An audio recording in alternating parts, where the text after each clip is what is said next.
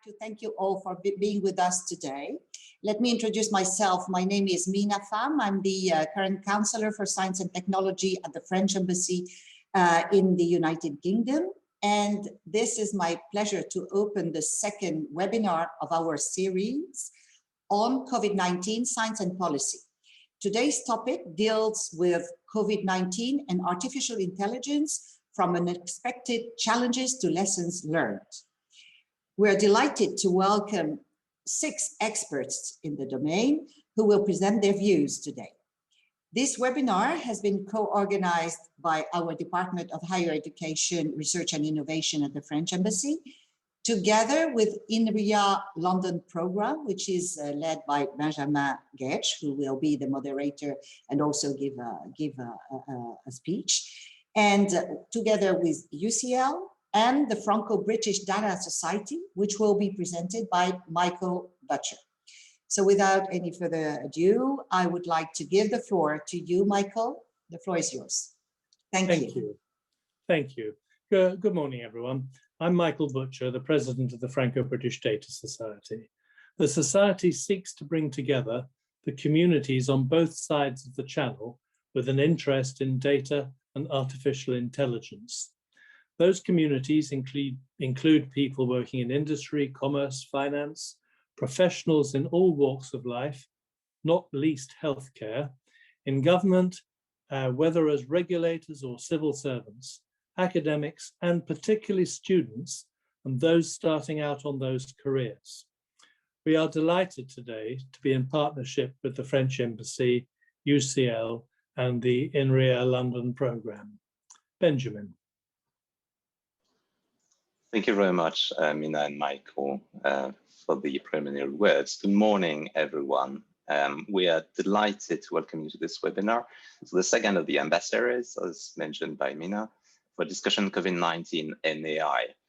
The COVID-19 pandemic has certainly profoundly disrupted hundreds of millions of lives, in the past 18 months or so.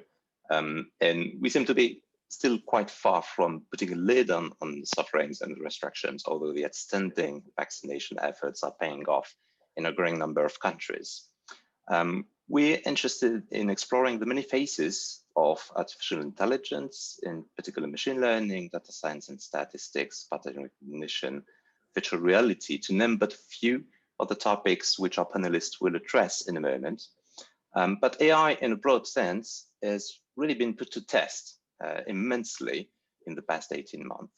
So this triggered a number of challenges, whether scientific, on methodology, ethics, logistics, also infrastructure and sharing of data.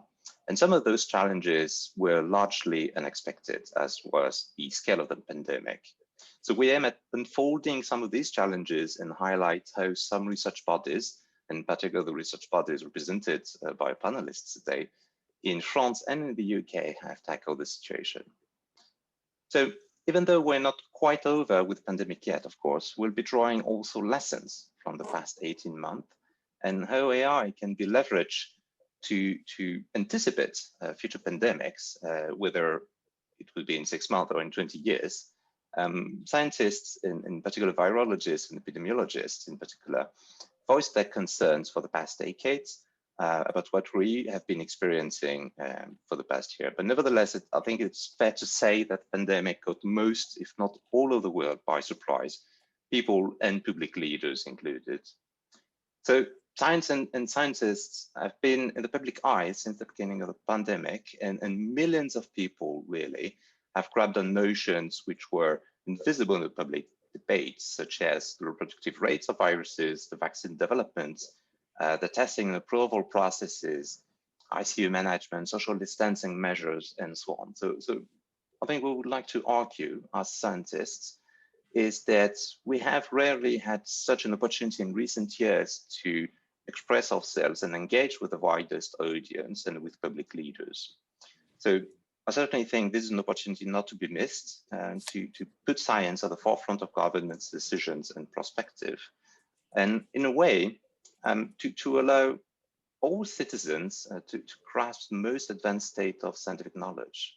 So this webinar is one of the many examples of the science diplomacy efforts which are being led by the French Embassy, and we're very delighted to introduce our panelists and engage with you all in the audience. So before we dive into the discussion, I just wanted to give you a few pointers. So I remind you that the event is recorded, and this will be later shared on YouTube channels for the French Embassy, the Franco-British Data Society, and Inria London. I will have the honor of chairing the whole event. So we have divided this webinar in 3 parts, which are all roughly of equal length, about 30 minutes. I will first introduce our 5 speakers, and each of them will have about 5 minutes to present a particular initiative they have led, which relates to the topic of the webinar, and particularly stressing this unexpected challenges and lessons perspective that we adopted. And then we'll move on to a panel discussion for about 30 minutes. And last but not least, we'll have Q&A session. So I would invite you all to register questions on Zoom as of now. So you could see this at the bottom of your screen. You also have a possibility to upvote questions. So please feel free to type in any questions for our speakers. All right, without further ado, I'll jump on to introducing our first speaker, Professor Geraint Rees from UCL. Geraint is a professor of cognitive neurology at University College London, UCL in London. He's also the Dean of the Faculty of Life Sciences and the Vice Provost for Artificial Intelligence. So as such, Geraint oversees the global AI strategy for UCL and also how UCL engages with public debate on that matter. Geraint, thank you very much. Over to you. Benjamin, thank you. That's a very kind introduction. It's a great pleasure to be here. The Franco-British Data Society and the Inria London Programme are really important for our university and indeed for our partnership in general. So it's a real pleasure to be here amongst such distinguished company. Now, I'm going to start perhaps in a slightly controversial way. I love AI. As Benjamin said, I have responsibility within my university for helping generate an AI strategy. And before the pandemic, I spent many hours on this. So I think one of the surprises I have, which I hope my fellow speakers will disabuse me of, is that I think AI has had rather less of an impact during the pandemic than I might have expected. We all think AI and data are central to our society and to the futures of our society. So I'd like to ask the question in the first presentation, why is it that it hasn't come to save us? Why is it apparently missing in action? Now, the first answer I have to that is that's wrong. It has. My fellow panelists are going to present wonderful examples of use cases and examples of how it's made an important impact during the pandemic. And of course, the very fact that we're on these networks, able to communicate and connect across time and space like this in a way that we weren't before the pandemic, that is underpinned, of course, by load balancing algorithms, non-stationary noise detectors to filter out the sound of dogs barking, and our groceries are delivered by routes that are planned through artificial intelligence. So perhaps it's the case that AI has had a really big impact on the pandemic, but it's just not as medical as we expected. Because I think if I look at it from my perspective as a neurologist and a neuroscientist, the 3 things that have been most important, both in Europe and across the world, in getting us to the current state in the pandemic, are clinical trials, gene sequencing, and vaccines. Each of those has delivered fundamental advances in our understanding of this pandemic. And each of those, I would say, universities, both here in the UK and in France and across the world, have, with companies and other people, played a fundamental role in getting us to the point we're currently at in the pandemic. It's also interesting that each of those clinical trials, gene sequencing and bioinformatics, and drug discovery and vaccines are the kind of areas in which many companies, many academic colleagues are working really hard to think about how artificial intelligence, and in some cases use artificial intelligence, to generate the discoveries of the future. But that hasn't so much been the case in the current pandemic, I would suggest. So my second kind of comment would be we need to think about why that might be.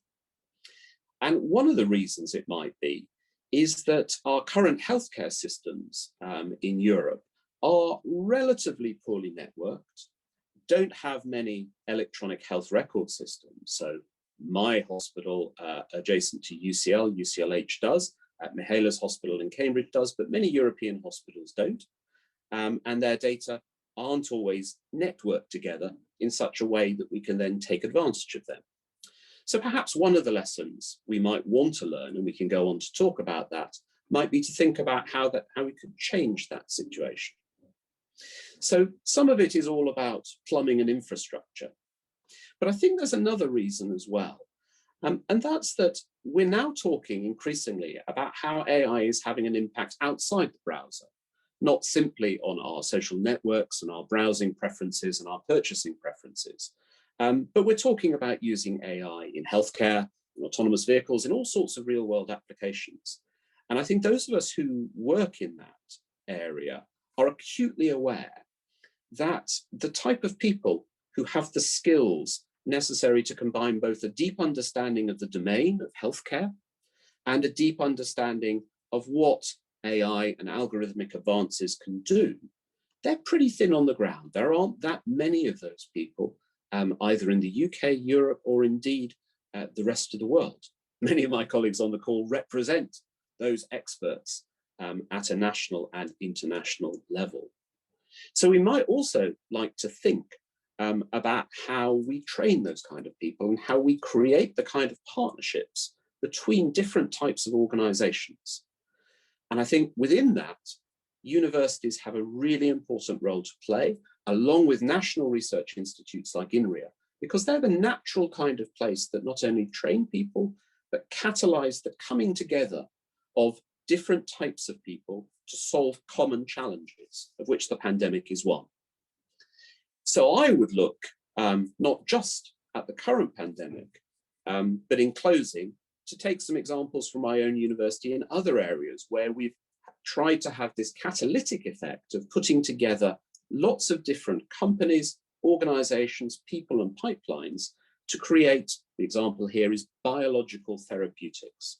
That is, treatments often for cancer based on T cells, or these immune cells that we've heard so much about in the pandemic, but in fact are relevant to many types of diseases. Our university has been very successful with other partners at creating the kind of networks that have now generated many companies, 4 or 5 companies that have spun out into the stock markets and are now creating these kind of biological therapies. In fact, we have so much trial activity at our single centre in London, UCLH, that's equivalent to the whole of a rather good European country like Spain. So we have as much activity catalysed there in that ecosystem. I think looking forward, it will be really important to think about, and perhaps we can discuss this on the call, how we can achieve that both nationally and transnationally for these kind of AI in health applications. And just to reiterate, I don't think it's going to be a single centre, a single individual, a single company, or a single organisation that's going to do this.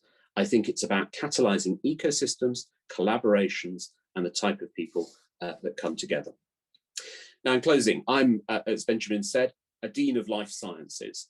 So I have experts in my faculty who have been writing papers for 10 years and more, saying that, do you know what, this biodiversity loss, this climate change, it's kind of making humans come into contact with bats and other animals more frequently. And at some point, we might have a zoonotic pandemic. I think we all know the answer to that now. We've had one. It wasn't the first, and unfortunately, I don't think it will be the last. And there are more large problems like anthropogenic climate heating that are coming down the line for us to solve. I'm an optimist, so I think using the sort of partnerships we're establishing here and thinking about how AI and algorithms can make people and the planet live together and become a better place, we can work together to solve those problems. So I'm an optimist, but I start this discussion with a slight note of self-regard, saying perhaps we haven't been as good as we would like to be with AI during the pandemic. And I look forward to hearing from my fellow panelists that I'm completely wrong. Back to you, Benjamin. Thank you very much, Geraint, for this very pressing call to catalyzing and synergies also across Europe and the world. I think is very timely. Thank you very much. I'm very pleased to welcome our next speaker, Emilie Chouzenoux. So Emilie is a researcher at Inria. Spotlight there. So Emilie is a researcher at Inria in France in applied mathematics. Emilie is also a European Research Council grantee, and she's been involved in a very successful collaboration with French hospitals in Paris, in particular in the Paris region, to assess the severity of cases. Emilie, welcome, and I believe you have a few supporting slides, so let me share those as well. Thank you. There you are. The floor is yours, Emilie.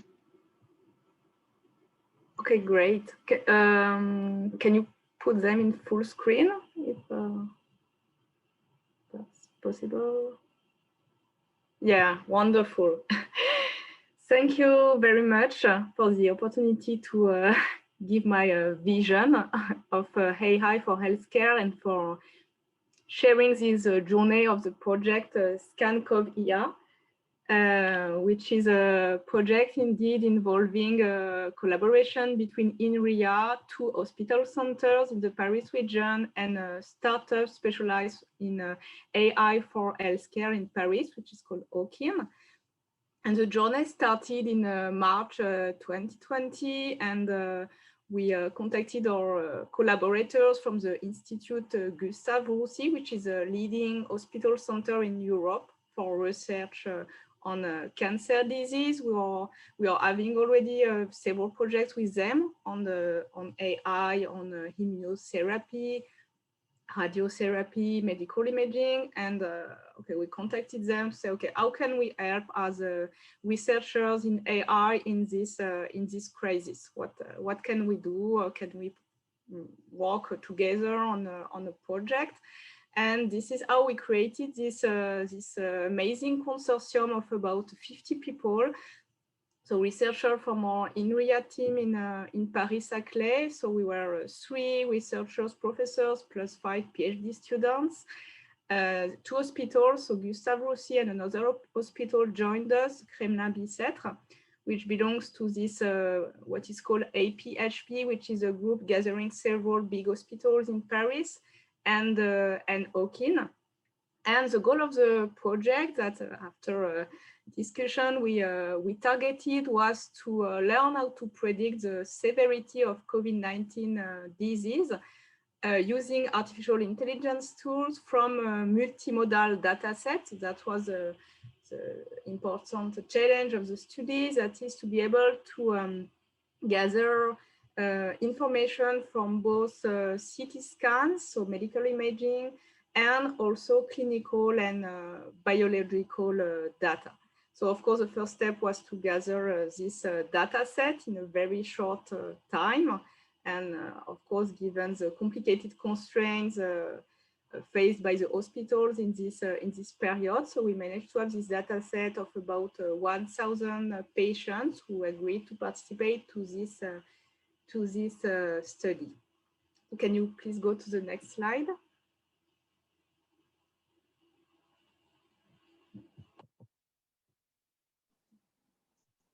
It should be on slide 2 now. Yeah. There's some delay. Yeah, there is a bit of delay, but okay, you can see it. But I will start. I will start still. So that was the global goal of the study. But of course, we are a consortium, so we needed to define some subtasks, and our research tasks as a researcher in AI, and especially specialist on AI for medical imaging. Our task in Inria was to devise a tool for image segmentation. So sorry, because I cannot see the second slide. Sorry about that. Let me stop sharing and reshare again. So our task was to provide an automatic artificial intelligence tool in order to perform the lung lesion segmentations in 3D CT chest scan.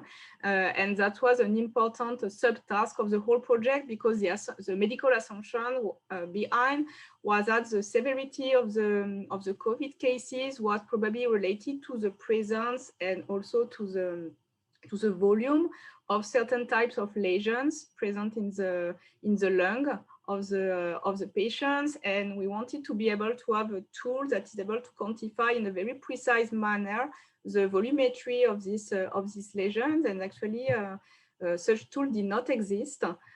So we had our challenge was to derive such a tool using AI in maximum 1 month. But in practice, it was like in 3 weeks. So it was extremely challenging.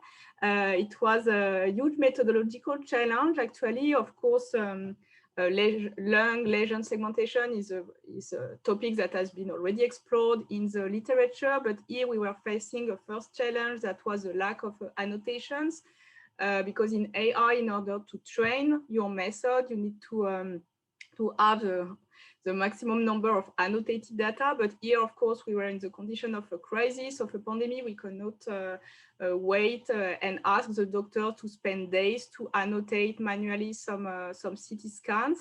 So just as an information, annotating a full 3D CT chest scan takes 8 hours. So actually, we had to do this for about 20 scans, and it was done by a PhD student of our group. But of course, we could not. It was already a huge work for this student, and we could not, of course, ask this to the doctors. What we asked them is to annotate some small region in order for the AI to learn at least what is a lung and what are those different lesions. So our task was to differentiate between sand lung and 3 different kind of lesions which were suspicious in the COVID-19 disease. The second difficulty was the dataset heterogeneity. We had the different brand of CT scans, so GE and Siemens, so different type of images. And we had the problem of class imbalance, which is typical in AI for healthcare. And here the problem was that one kind of lesion was very rare. And so it was even more difficult to learn to segment it. And we faced also practical challenges. First challenge, which is purely administrative. We are working in a very, very short deadline. So we needed to mount a consortium with a written agreement in like 1 or 2 weeks, which is very extreme. We also had to deal with health data sets. So it raises several challenges that I think probably we'll discuss afterwards. Our task was a bottleneck for the whole pipeline. So we needed to be fast, short deadline, high pressure for the team. And it was also the first time we collaborated with so many people among our team. So it was even more difficult. So for the next slide, I'm just presenting some example of results we obtained for the 3D segmentation. So we are very happy of the result. And the result of the whole study for the prediction of severity were also very positive. So we are able to have a very accurate severity score with respect to several methods from the state of the art. And we had a journal paper published in a very good journal, Nature Communication, recently. And we also have an open source software, ScanCoVR, which is about to get certification, the CE labelization. Thank you very much, Thank you, Emilie, for the thorough presentation and this project, which is being deployed at the very moment in French hospitals. Yeah. Right. Let me introduce our next speaker, Hugues. So, putting on the spotlight, Hugues. There you are. So Hugues is a research director at Inria in computational biology. And Hugues is also an adjunct to the Vice CEO at Inria for Science for the specific themes of digital health and biology. Hugues has been the co-director of the COVID-19 task force at Inria, which has been put forward as soon as March 2020. And as such, Hugues oversaw the many projects the Institute has put forward since the beginning of the pandemic. So Hugues, many thanks for being here, and the floor is yours. Yeah, thank you. Thank you, Benjamin, for this very nice introduction. And yes, indeed, starting in mid-March 2020, my institute, Inria, has set up a task force to coordinate the mobilization of our resources on the battle against COVID-19, and also to prioritize what actions should be taken first. And in fact, since the beginning, we have decided, I mean, the top management of Inria has decided to retarget the totality of our resources on the implementation of this task force to execute projects starting right now. And the goal was not to dedicate too much time for our researchers to respond to calls for projects. So having funding money available immediately. And initially, of course, this task force supported short-term projects in response to identified requests from actors involved in the health crisis, like clinicians, hospital staff, epidemiologists, public authorities, and so on and so forth. And the aim, of course, the goal was not really to produce research because it was too short a term for research. The goal was rather to provide operational solutions in the emergency situation of the pandemic. So actually, between March and early May 2020, we launched more than 30 projects. And of course, at the end, after the end of the first lockdown, so in May, we moved to more medium-term projects that became more compatible with classical research. But in total, the projects of our task force have mobilized roughly 300 agents, like 300 in total researchers, either from Inria or from our partner institutions and in universities, but also engineers and many administrative staff as well. So those projects mostly provided operational support to hospitals based on massive data like electronic health records, for instance. Also assistance to intensive care units, for instance, or assistance to diagnosis or prognosis for clinicians, just as Emilie just shown. We also, of course, had many projects related to the mathematical modeling of the propagation of the epidemics, and even tools related to communication. How do we improve communication during lockdown and confinement? And also, that it will be the last item now that I will present right now. We also have been working on contact tracking app. In particular, it turns out that one of our research team called Privatix, because they are working on privacy preserving computer tools, proposed as soon as March 25 an information exchange protocol. So protocol to exchange information called Robert for robust and privacy preserving proximity tracing, meant for a contact tracing system based on exchange of cryptographic identifiers like pseudonyms by Bluetooth, and that is based on the strict respect of the privacy framework as defined in the GDPR. So on April 7, so 3 weeks afterwards, the French government, the French state, decided to choose Robert protocol as a core building block in the development of an official governmental application for contact tracing. And the state has designated us, Inria, for the operational coordination of the project that was by the time an R&D project involving public and private actors like companies and so on. and the French Ministry for Health, for instance. And the first version of the application is available since June the 2nd, so June 2, 2020.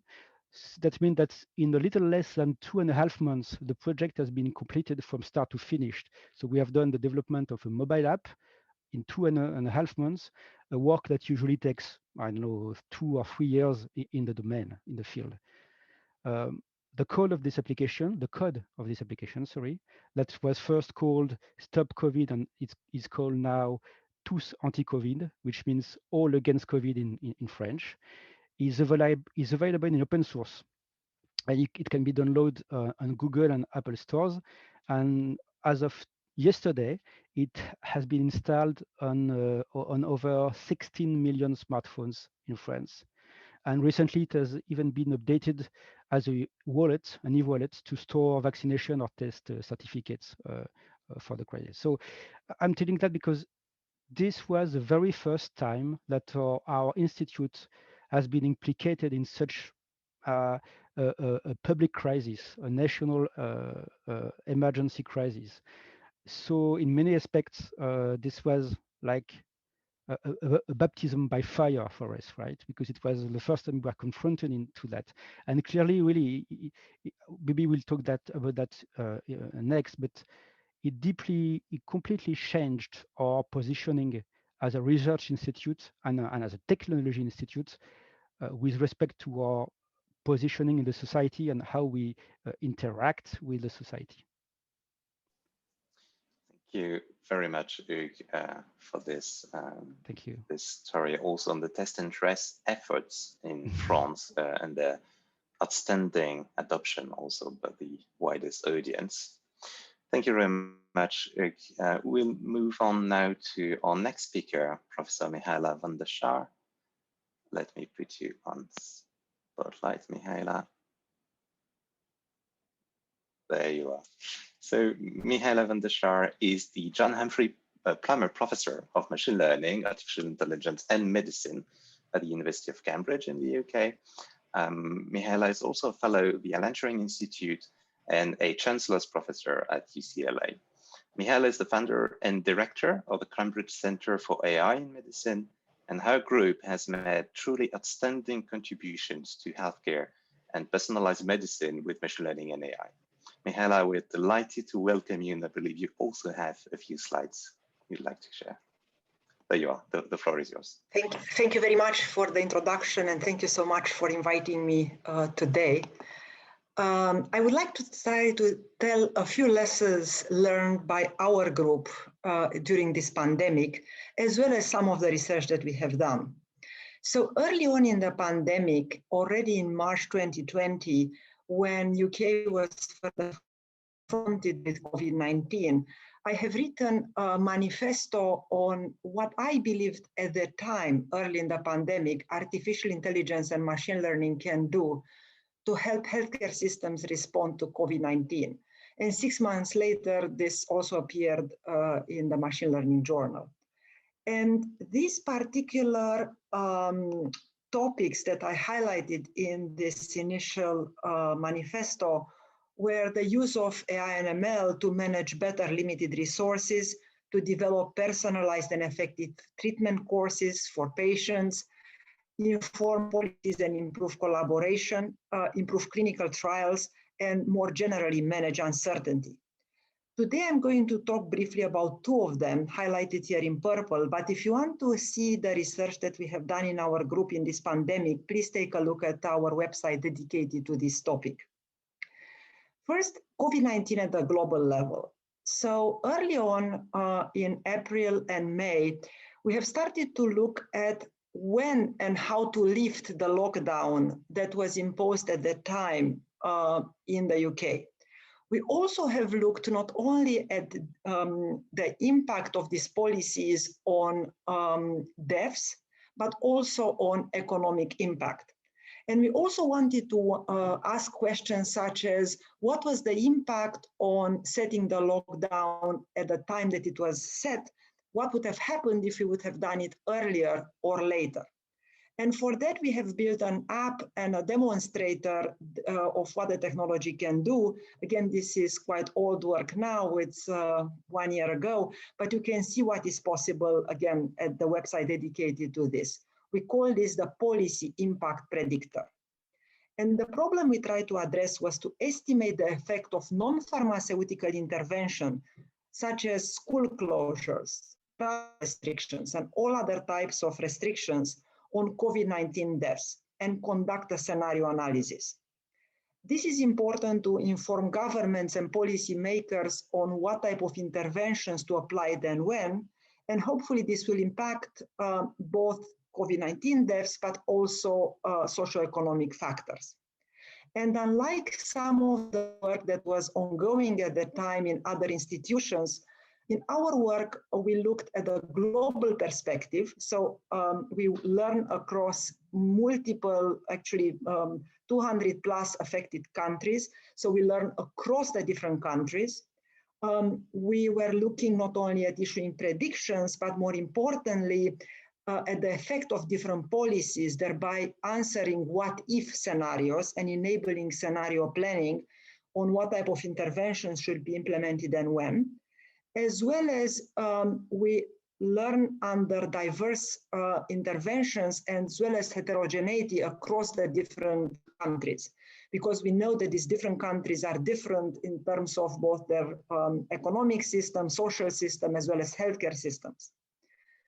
And existing approaches, which were mainly not based on machine learning, but rather on mechanistic epidemiology models, possibly with some machine learning on top of them, but which are calibrated to a single country, focus solely on predictions rather than scenario planning and the effect of policies, and where the focus was mainly if machine learning was applied just to optimize parameters rather than learn effectively across multiple levels. With that, you can take a look at our website to see more, but we could answer such questions such as what would have happened to the UK if we would have started the lockdown 1 week earlier, or multiple weeks earlier, or multiple weeks later? What would have been the effect of COVID-19? So we can do predictions in the future, but we can also try to understand lessons learned. Again, this is done 1 year ago, so this is what you see is June 2020. And as I mentioned also at the time in May 2020, a question was when to end lockdown and what will be the effect in terms of lives lost. Also, this allowed us to learn across the different countries. And again, different countries are different in terms of many factors. So it enabled us, what can one country learn from a set of other countries, given their unique characteristics? Again, more about that at our website on Policy Impact Predictor. We also have joined forces early on in the pandemic together with NHS Digital to use machine learning to help hospitals plan and manage better COVID-19 treatment resources. So the focus was on empowering clinicians and managers to save lives during the pandemic by providing a whole set of useful predictions, both forecasts of risk, but also use of resources, as well as resource requirements. Again, more about that on our website. But here is a publication that we have done a lot later to highlight what has been done and the lessons that we have learned as academics by joining forces with NHS Digital. And here is an example of the type of dashboards that we have built, showing days on ventilation and predictions in the future. How were we able to do that so early in the pandemic? By using automated machine learning methods that were developed in our lab for many years prior to this pandemic. Automated machine learning enables us at the push of a button to build new analytics at scale. And prior to the pandemic, we have developed a tool called Autoprognosis, which is a state-of-the-art machine learning tool, which we have used for many diseases. But when this pandemic started, we were able to use it very early on and repurpose it to issue predictions at scale for many factors. This is not only for predictions, but also for survival models, competing risks, causal effect inference models, time series models, as well as time series at scale. So now let me go to the lessons learned as an academic. First, I've learned that collaboration is essential and international collaborations are essential. So again, early on in the pandemic, we joined forces with researchers from Brazil, researchers that we have never met prior to this pandemic, to try to understand the effect of ethnicity and regional variations in Brazil, which was very highly affected by the pandemic, and developed a variety of predictors to empower the researchers and policymakers in Brazil. So international collaboration is key. Another one was interdisciplinary collaborations. So it is actually due to this pandemic to some extent that we were able very fast in Cambridge to set up the Cambridge Center for AI and Medicine together with our pharma sponsors. But importantly, what is interesting in this center is that we have researchers across machine learning, medicine, and bioscience joining forces to develop research that could be useful in the pandemic, but also beyond. Also, industrial collaborations emerged, and as Geraint mentioned earlier, machine learning can play, we believe, a role in clinical trials, not only in developing medication for COVID-19, but also dealing with trials that have been stopped, such as cancer or others. And we would not have been able to do this type of collaboration across industry and academia if this pandemic would not have required. Finally, I do believe that a lot of collaboration is needed among us, the machine learning researchers, and part of that is to enable more reproducible research, such that we can build on each other's strengths to develop faster tools. And an example of that is a system that we have put together early in the pandemic, so one of our machine learning conferences. But the idea here is that we have an ecosystem at scale for clinical decision support. Finally, we have also learned that implementation is hard. So a machine learning group like mine working with a complex organization such as NHS is challenging. And again, like Geraint rightly said, education is key. We believe that we need to build a community of machine learning researchers interested in healthcare and highlight the fact that medicine and healthcare are fantastic frontiers that are pushing the area of machine learning. And for that, again, due to this pandemic, I have started in September 2020 an engagement session with young researchers from all over the world interested in machine learning for healthcare. So if you are such a young researcher interested in machine learning for healthcare, I hope you can join us. Thank you very much. Thank you very much, Mihaela, for highlighting how machine learning and AI have been key in influencing and helping policymakers. I think this has been unprecedented at this scale, in particular since the beginning of the pandemic. All right, let's move on to our last speaker, Dominic Cushnan from NHSX. NHSX is the unit to drive the digital transformation of healthcare in the UK. And Dominic has led the NHS AI lab through the early days of the pandemic, including setting up the national COVID-19 chest imaging database we'll be discussing. And he's now leading the Imaging for AI program, which has resulted from this effort. He will also discuss the policies implemented by NHS and NHSX in particular to fight the pandemic. Dominic, thank you very much for joining us, and the floor is yours. Very kind of you, and what a wonderful introduction. Thanks very much, Benjamin. So first off, thanks very much for inviting me today. It's an absolute pleasure to be here among such eminent expertise in this specific field. Some colleagues we've been working indirectly with, so I will not overemphasize some of the work we've been doing to date, but ultimately just to talk about some of the work we've been doing during the pandemic. For those of you who are unfamiliar with NHSX, we are a joint unit bringing together teams from both NHS England and NHS Improvement, specifically the Department of Health and Social Care, to drive digital transformation. And it's specifically this union which means we're uniquely placed to address the priorities of both central government with a strong focus on delivery. It's the NHS Artificial Intelligence Lab that was established in 2019. And our specific mission is around enabling the safe, ethical, and effective development and use of AI technologies in the UK health and care system.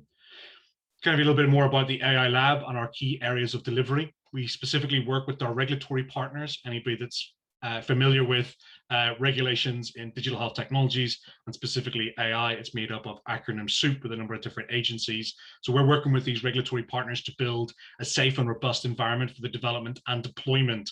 I always stress the word deployment around AI-driven technologies. Specifically integrating ethics into our AI lifecycle, which is another work package, specifically in patient-centered and inclusive ways through research and trialing of practical interventions. We support and develop imaging technology for mechanisms used to safely collect and share, and ultimately think about validating AI imaging software. We'll come back onto that in a moment. We also fund promising technologies through the AI and Health and Care Awards. So if you're a technology group or a research group, please do have a look on our NHSX website if you're looking to stand up some of your programs. So I want to touch on two examples. I won't take up too much time. Of AI being used during the pandemic from NHSX. The first centers on the clinical utility and data collection, as kind of been emphasized by our colleagues, both domestically and in France. And the second illustrates the application of AI for operational purposes and forecasting, also working with collaborators across the academic institutions domestically. So COVID-19, as we know, has resulted in this unprecedented collection of health data to support research, and coordinating the collation of such data sets on a national scale is challenging for several reasons, including issues with data privacy, the lack of data reporting standards, interoperable technologies. I can see people smiling, so we're all on the same page, and distribution methods. And the pandemic has highlighted the importance of collaboration between government bodies, healthcare institutions, academic research, and commercial companies in overcoming these issues. So in partnership with the British Society of Thoracic Imaging, the Royal Surrey NHS Foundation Trust, we set up the National COVID Chest Imaging Database, or NCCID for short, to provide a central repository of chest imaging radiology images for COVID-19 diagnosed patients and controls.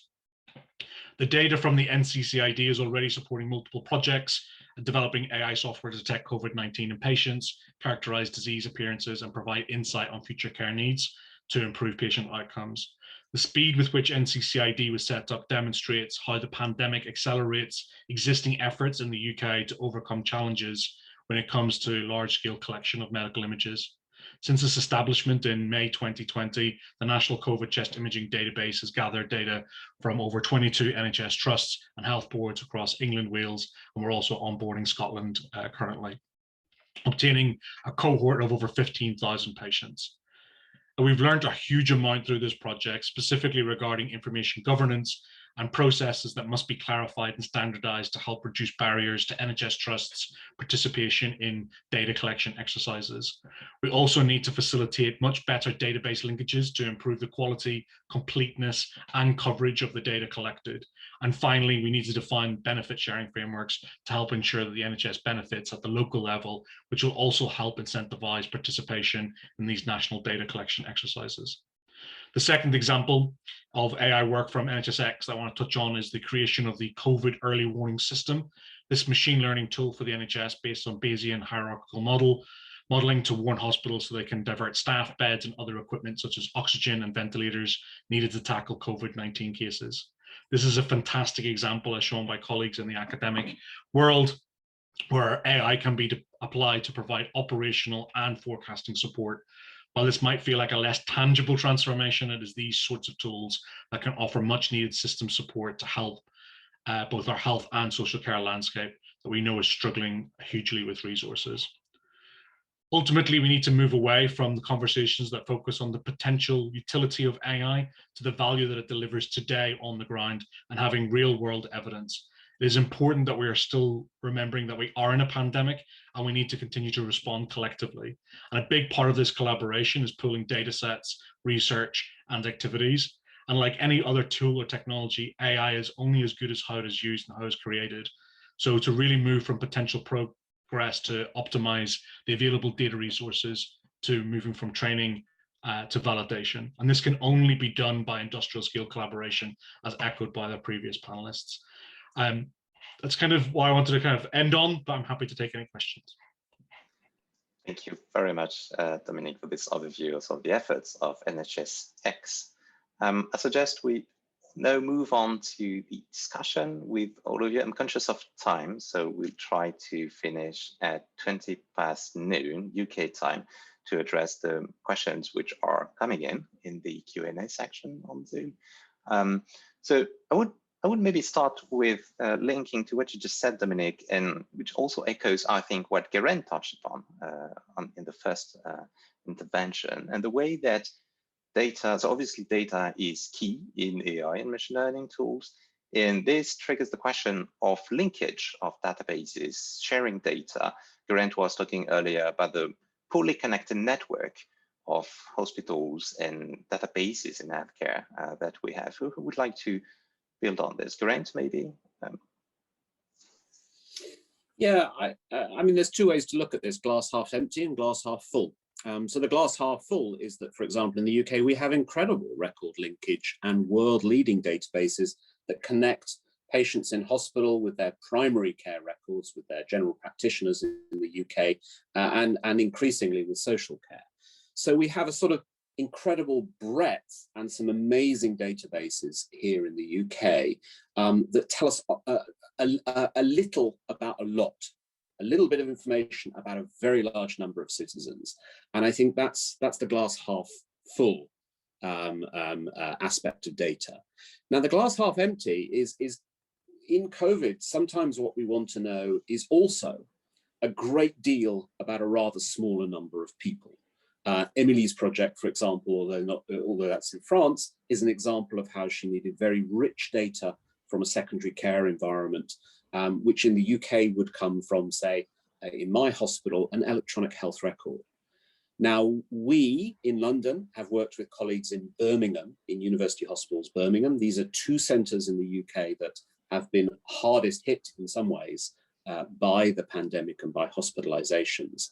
And we've created a giant database called Decovid of all the electronic health records of patients admitted with COVID and without COVID. It's some staggering number of, I think, 18 million hours of patient observations.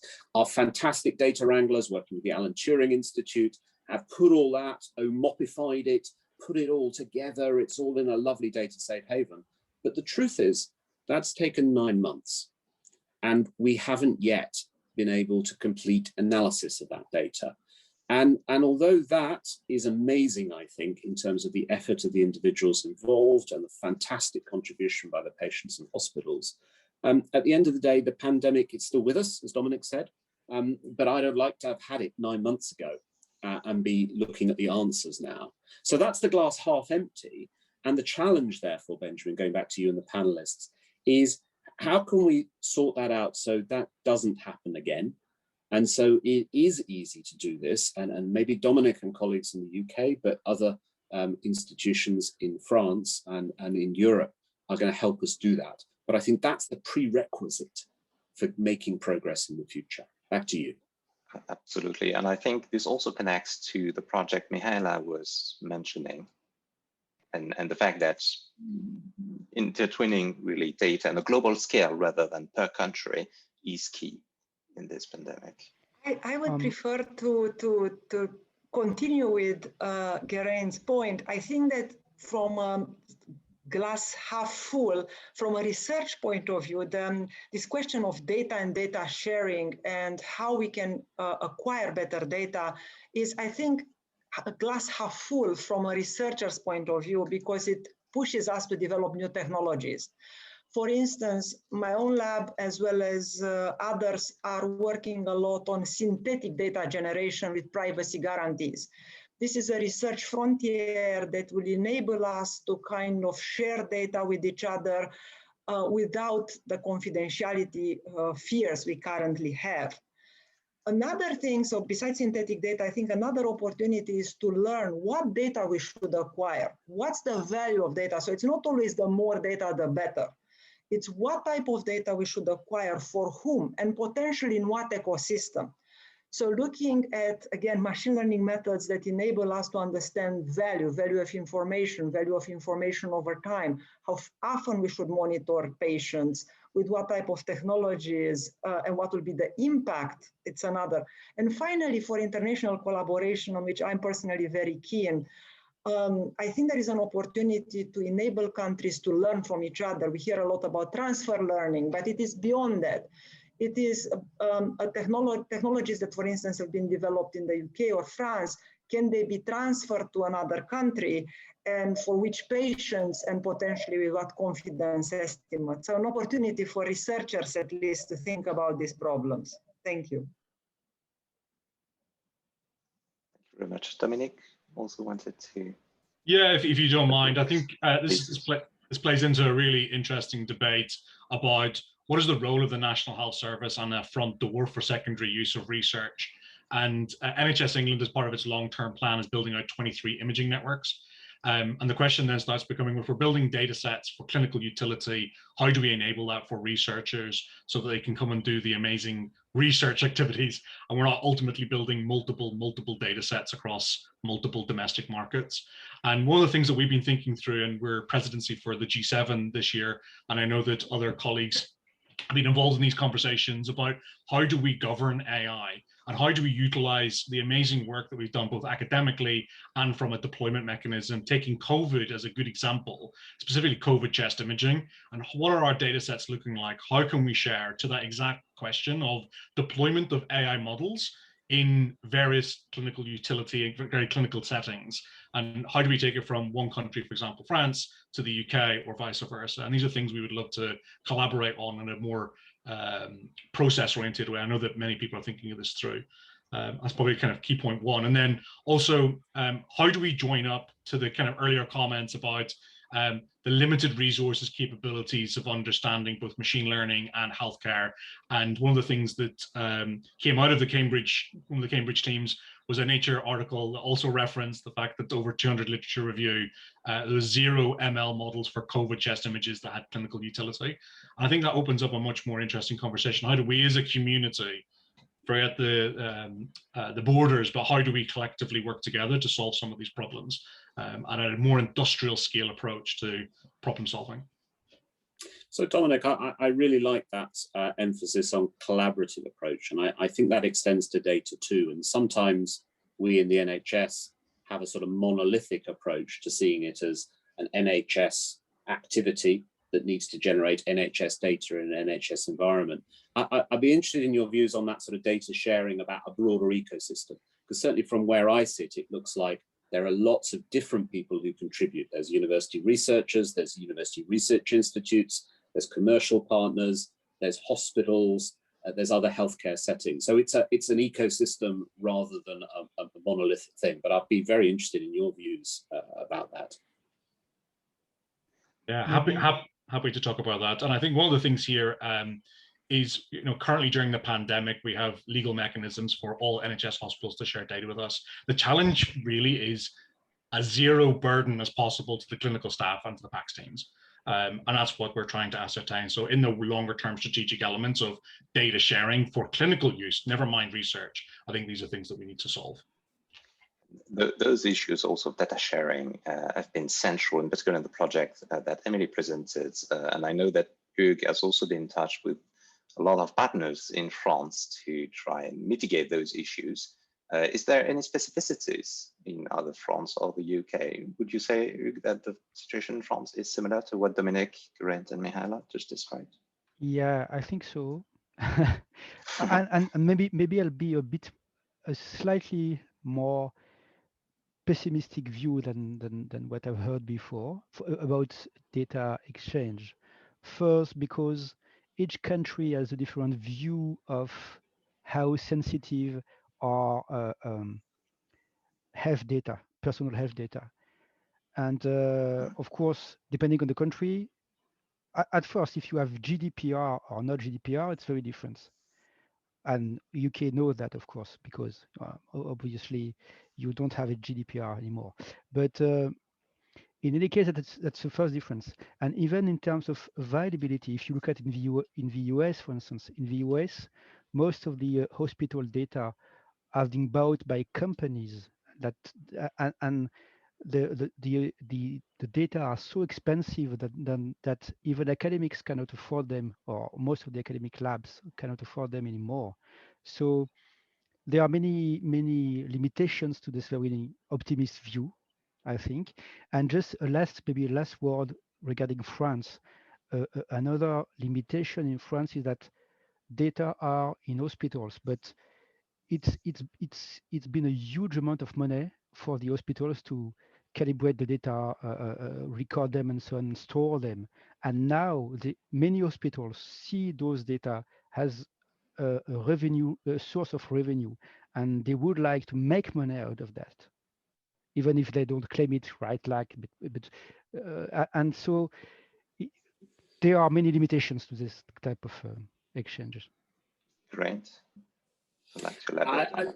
Look, but I'm going to give the glass half full answer to that glass half empty question, which is, of course, there are many challenges. And I think that's right, because health data are very sensitive. I don't want anyone on this call seeing my health data. But it's also the case that there are solutions to that. So I start from the view that any treatment we're going to produce, whether it's a drug or a biological therapy or an algorithm, has to be globally applicable, because otherwise, why would you do it? Why would you create just a treatment that only works for the room next door to you, in the hospital next door to you? So that means we have to think about technologies to do that. And of course, people on this call are aware there are things like federated learning that are attracting a lot of attention. And even if it's not federated learning, it's about, for example, taking algorithms like Emilie said, and perhaps generalizing that to other settings, and having networks in which we can do clinical trials and evaluations that test the generalizability of these locally produced algorithms. So I think there's both computational and clinical mechanisms, some of which Mihaela has pointed out in her articles and the articles from her group, that we can think about for how to generalize these. Remember, an algorithm in that sense is no different to evaluating a drug or a therapy or a complex intervention that we might want to evaluate. And there are millions of colleagues across the world who specialize in doing that every day. So that's the glass half full, which is to say, I think these challenges are important, but we don't need to be necessarily put off by those difficulties, because I think there are both technical and organizational solutions that we can work on to improve the situation. Can I just yeah, please. Yeah, I do understand what you say. Again, I'll be a bit more pessimistic, Geraint, because I'm not sure. The question will be, if you take, so you have your network that you've trained on your hospital data, and you want to share your network. The question is that, do you have some leak? Do you leak something from the patients in the weight of your network? It turns out that you can have so-called membership attacks. Yeah. And if you communicate the network, you can know if a person has been used to train the network. So, and currently, those days, the French regulation for private privacy, called the CNIL, is starting to work to think about what can we say about privacy leaking on those networks. So I totally agree. There's model inversion attacks. There's a whole technical literature on that kind of information. I think that's super important, yeah. Both as an area of theoretical research, but also practical application. But nevertheless, even if that restricts the domain of possible use cases, we've still got things we can generalize across nations. I mean, I don't know. In my own research group, a student, Amy Nelson, has worked on predicting, for example, who won't turn up for an appointment. This is a huge problem in the NHS and many healthcare systems, where people don't turn up for scanning appointments, and consequently, huge amounts of time is wasted. And that's a kind of simple principle thing that actually we find operates on quite readily available basic personal characteristics of individuals in the healthcare system. And we've implemented it in our hospital. We're now looking at generalizing that. That would be an example where we generalize without any personal data. There wouldn't be any big transnational database. So I think, again, the glass half full, coming back at you, is we can make progress again. on creating the kind of infrastructure that's necessary for making those algorithms deployable, then findable, then evaluated, and then generalized across healthcare systems. I can see you're nodding, so maybe I've persuaded you, but I agree with your basic point that there are significant privacy issues that need to still be addressed. Emilie, would you like to elaborate? Yes. Yeah, thank you. Yeah, so first I wanted to intervene about, yeah, of course, confirming that this data accessibility was an important bottleneck.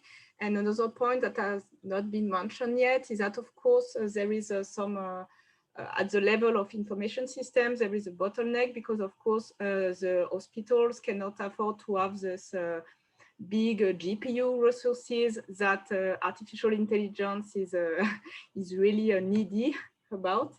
And it means that for sure we need to devise from the beginning of such project, we need to have a way to make the data go out from the hospital, even if it stays in the country or in the same city. The problem starts from the beginning of the project, even without having big collaboration network. So for sure it's an issue, but I also see this as a with a half full glass, because I think it also raised a very great methodological challenge. Indeed, it was mentioned about federated learning, also why those AI are so needy of annotated data set. What about a weekly supervised machine learning? I think this is a very promising area. What about something we use in this project is using a public data set to train our network and then just fine tune them on our local data set. I think it's also important to not be like prisoners of the limitation of the current AI, but to go one step further in the methodology. I mean, we're working with mathematicians, statisticians, computer scientists, and I think this is also very interesting to tackle those challenges and not to be focused on the data accessibility challenge. And another thing also what we realize is that indeed the collaboration with companies is extremely valuable in such projects if you want to go until the deployment of the solution. But even from the beginning of the project, for example, in our case, we did some annotation tools for 3D data. And actually, it was really key to have this startup collaborating with us and to deploy in like 2 weeks a very nice annotation tools that we were not able to find for free in the market. To be able to move on our project. So it was also a way to create new tools that for sure should be really nice to share to the whole community for the starting of the project until, of course, the deployment, which is not possible to do, I think, at the only academic level. Thank you, Emilie. I'm conscious of time, but also wanted to ask to our panel a question about the pace of research. So this has been mentioned by Emilie and Mihaela already in their presentations, but the very beginning of the pandemic was very much using tools that were developed before, because obviously the situation called for extremely urgent and pressing initiatives. We know 18 months into the pandemic, would you say, Mihaela, that there is also a stream of work trying to design and elaborate new tools which are specific to COVID-19, and we're moving from using off-the-shelf methods towards more specialist algorithm? Would you say it's fair? Well, so first I think that, again, as I mentioned, collaboration among researchers, either interdisciplinary research as well as collaboration with similar researchers at other institutions, I think has been very much accelerated by this. And in terms of methodologies, I would say it showed the importance of building robust machine learning, at least from my point of view, machine learning ecosystems that can be easily deployed in such a setting. So I don't think as a research community, we talk for a very long time about reproducibility, but we do not too much about that. And I think that creating ecosystems that are reproducible, where people can try each other's algorithms on a new data set that may be only accessible to them, is part of the research puzzle. And another piece is indeed making these automated machine learning methods possible, where at runtime, depending on the different characteristics of the data set, these methods can select what algorithm to choose to issue a particular forecast or causal inference, prediction or estimation.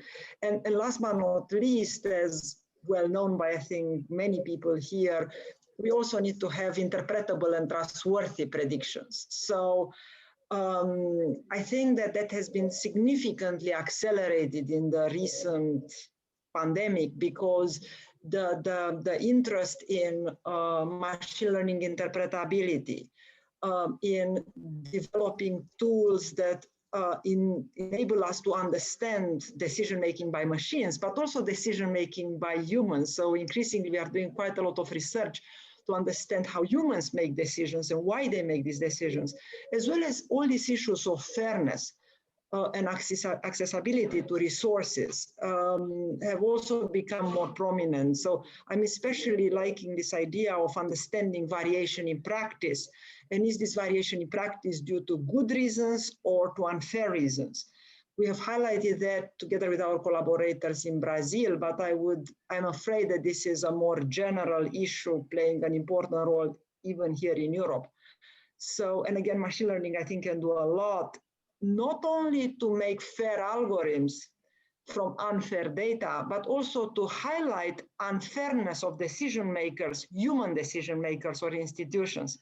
So I'm a big believer that machine learning can be a work for good.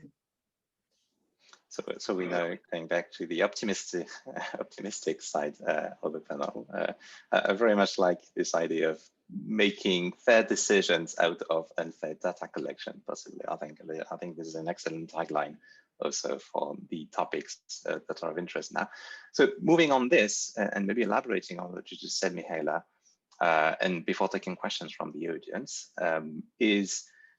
would any of you like to comment maybe on the way that science has shifted gears really in the past 18 months, and the way that science and scientists are now more prominently in the public eye and are more, in a way, present in the policymakers' decisions and the way we also project ourselves into a future and the way we project our societies into the future? Has this changed with the pandemic, maybe for good? Is this a good effect of what has been happening? Geraint would like to intervene. So I would hope so. I think it was said early on in the pandemic by many people at a national level that science is the only exit strategy. And I think that while citizens have played an enormous role in terms of helping out with compliance with all the national lockdowns and international travel restrictions, at the end of the day, as I said in my introduction, what has led the way out of this pandemic and is giving us hope are the clinical trials that have discovered new treatments or proven that some treatments are ineffective as well. They are the gene sequencing, of which the UK has been a pioneer, along with Denmark and some other European countries, in tracing these variants and the family tree of these mutations. That will continue to be needed as the virus becomes endemic. And of course, vaccines, the ones we all know about and the ones that are still in development. Now, all of those were produced by scientists working with policymakers at high speed to do something we've never seen before in the world in terms of speed, cooperation, and togetherness. It is produced by a common external threat. But there are many other common external threats. Climate change is one I've highlighted, but there are others. And so I would really hope that this does set a precedent for scientists and policymakers working together with citizens, because I don't think it's a technocratic elite that need to decide these things. I think it's about setting priorities for citizens and populations and countries and communities. But I am an optimist inside all of this. And I do think this provides amazing case studies in the pandemic of how we could work together, putting collaboration at the forefront of our efforts, and science, particularly multidisciplinary science, at the core of our efforts. That's been the case for me in this symposium, listening to my colleagues and listening to the questions. It's about collaboration across disciplines and across boundaries and across countries and across policy and science. And so I would hope that will continue, but who knows? You know, the future is out there and we don't know yet. I think that also says it's our responsibility to help shape that, because it won't come about automatically. It will only come about if a sufficient number of us work together to do that. Thanks. Absolutely. Thank you very much. Any final word on this topic before we jump to the questions from the audience, because I'm conscious of time? Yeah, just maybe one comment, if possible. Sure. Please go ahead. One main challenge for us has been to for the public to realize that scientists always disagree on everything, and that's of course that's something that we are used of as a community, as researchers.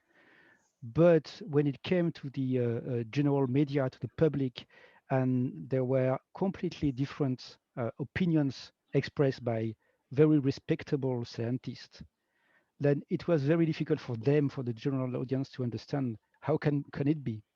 And so I think that what we didn't do well, what we still have to do, is to explain that that's the way science works. And so somehow the public has to accept that, and there's no way to avoid this situation. And one of the main lessons that will draw will be exactly that we still have progress to do in this direction. Thank you very much, Dominic, for a quick final word. Yeah, I think this is one of the key bits around making sure that we're aligned. I know that there's always going to be conversations about what could be better if, and the challenge for us is how do we set up the frameworks for evaluating AI that we come to an agreement on. And I think that's one of our key relationships strategically with France, specifically with the G7 coming up this summer, about how do we really think this through. Let's take our national COVID asset, specifically around chest, and let's use that as a use case about how we come to an agreement over time about how do we be clear about the evaluation of AI, not just on a regulatory front, but in terms of benchmarking and testing and reproducibility. And I think that's where we're going to have some consensus among us. It will always evolve, but I think the fragmentation of the conversation and the way that we're testing things is going to create more noise versus the signal that we desperately need in this marketplace. Thank you very much. We'll now take on questions in the remaining 10 minutes that we have. So I'm trying to follow a rough chronological order. So there is one question from Jean-Baptiste Caillot to Mihaela, which is, oh, sorry, it just moved. Yes. What was more instrumental to tame heterogeneity of the data, statistics coming from countries, different size, population, way of life, etc.? Mihaela? So I would like to thank you for this question, because what I'd like to first highlight is that our methodology enables us to understand and learn similarities and differences across countries. However, we did not have collaborators from a social science point of view or policy point of view in this only clinical collaborators. So I'd like to use this opportunity to extend an invitation to anyone who may listen to us and is interested in trying to unpick these different factors, because as machine learning researchers, we always need to be a little bit careful that what we find as being relevant is indeed relevant, and that our collaborators and colleagues who know about social science and economics hopefully can join forces with us. But from a clinical point of view, one of the things that it appears to be extremely important was the differences and similarities in healthcare systems, especially with respect to availability of beds, ventilators, and other types of resources in the urban as well as suburban setting, as well as more generally throughout the country. And this seemed to be a very important factor for looking at similarities and differences.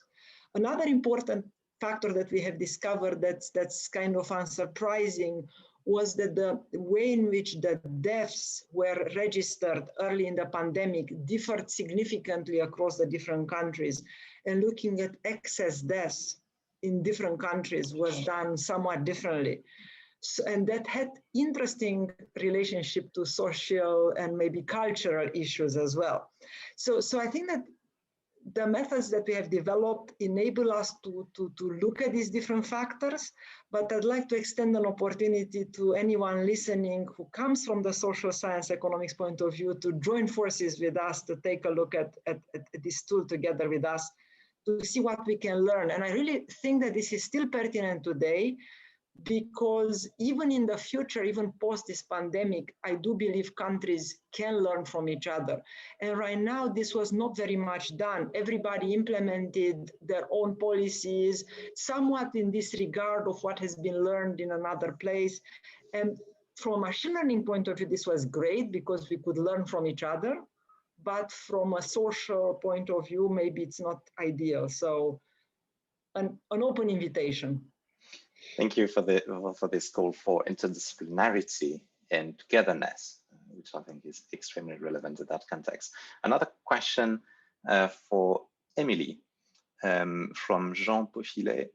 In your experience, what were the major bottlenecks in implementing the project you've presented and delivering the tool to hospitals?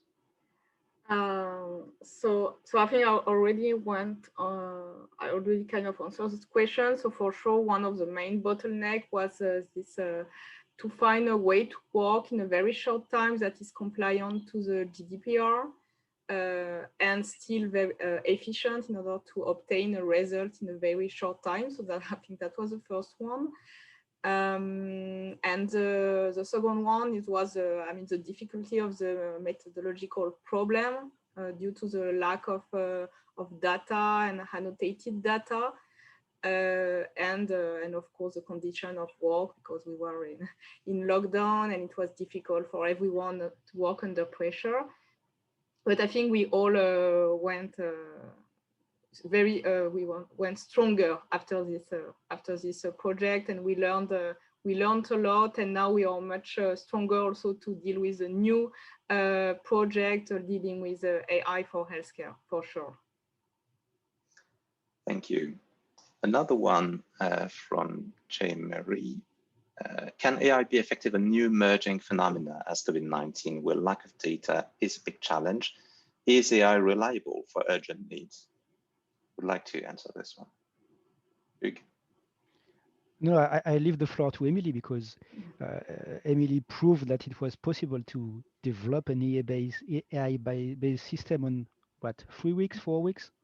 So yeah, exactly. It was in 4 weeks. So I think it's possible to develop something, but for sure, that was the deployment and the test in a real condition is very important. And this part cannot be done in an emergency. Then you need to take months and months to check what is happening.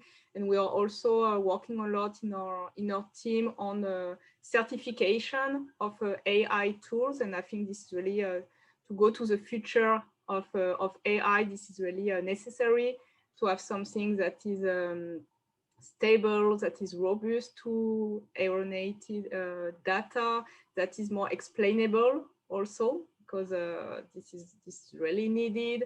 Maybe new visualization tools and quantification of uncertainty on the result that was mentioned earlier. So I think we are able to produce results in a short time with few data, but reliable. There is still some work to be done. But this is very interesting challenges. Thank you very much, Emilie. Maybe one towards Dominic from Louisville. Any thoughts on institutions like HDR UK and the Health Data Hub in France and the role to tackle database linkage and privacy issues? So the short answer is yes. I think this is we need centralized leadership on delivering mechanisms for access to data, and what are those data sets that people can access, what's in those data sets at a meta level. And I think HDR UK are doing an amazing job at this. There are other mechanisms to go and get access to data through NHS Digital, and obviously NHSX have got some programs as well, NHS England, but definitely organizations like HDR UK to help coordinate the research communities is key to some of this. Does that help? I'm not sure on the French side. It's not an answer I can give. Maybe on the French side, Hugues, if you have any insight also on the collaboration with the Health Data Hub, because I know that many Inria researchers are also involved and close to that structure. Sure. I mean, same answer than as Dominic. So it won't be, right. I don't think it's very different. Thank you.